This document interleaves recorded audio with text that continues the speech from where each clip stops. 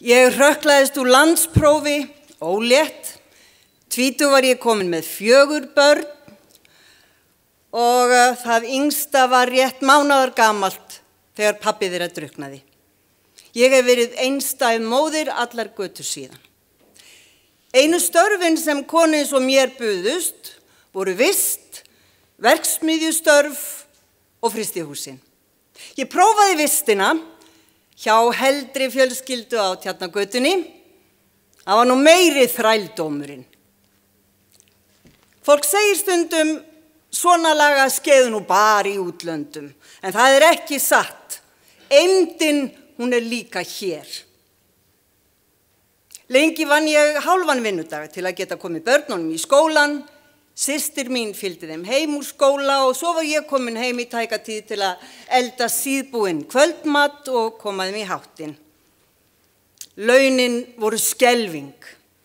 Ég man að ég horfði í hverja krónu og eyddi aldrei í óþarfa. En þetta var þungbært barnanna vegna. Börn bera sig saman við önnur börn, þau vilja hafa það gott og fylgja tískunni. Og Guði sé lof fyrir mæðralaunin á þessum tíma. Þegar elsta barnið mitt náði 16 ára aldri, þá sá ég hvað ég misti drjúgan skerf af ráðstöfunartekjum mínum. Síðastliðin 20 ár hef ég unnið í fiskiðjuveri út á Granda. Ég fæ 20.000 krónur á viku fyrir erfiða vinnu sem knúin er áfram af andstyggilegu bónuskerfi. Ég bý í leiguíbúð sem ég borga 50.000 krónur á mánuði fyrir, svo það er nú ekki mikið eftir af aurónum þegar leigan hefur verið greidd. Launin mættu í raun vera í það minnsta helmingi hærri, en aldrei kvartar maður samt af einhverjum innrættum þrælsótta. Misréttið blasir samt við mér á hverjum degi. Ég vinn bókstaflega við sama borð og karlmaður sem er í hærra launaflokki en ég, þó við snirtum og pökkum sama fiskinum. Það var ekki fyrr en ég fór á fund hjá Rauðsokkahreyfingunni að ég fór virkilega að leiða hugan að þessu misrétti og vanmati á störfum kvenna.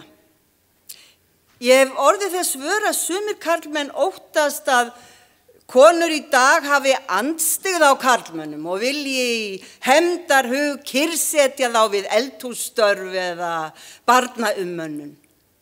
En ekkert er fjær sannleikanum. Við viljum bara jafnrétti og virðingu.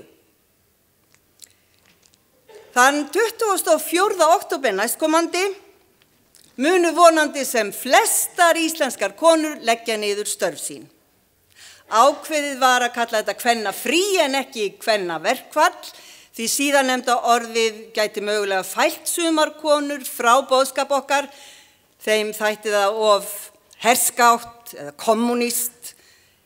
Ég viðurkenni að mér þykir þetta bitlausara en það nær breiðari samstöðu.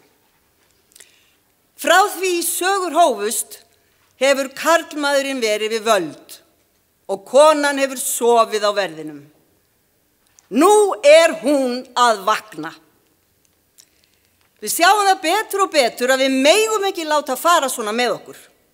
Við sjáum það betur og betur að við getum miklu meira bara ef við þorum og styðjum hver aðra. Með mannúðina í öndvegi geta konur tekið völdin til jafns við karla og vísað græðgi og ilsku á dyr. Ég óska þess að ungar konur framtíðarinnar njóti betri kjara og meiri virðingar fyrir störf sín en konur af minni kynslóð.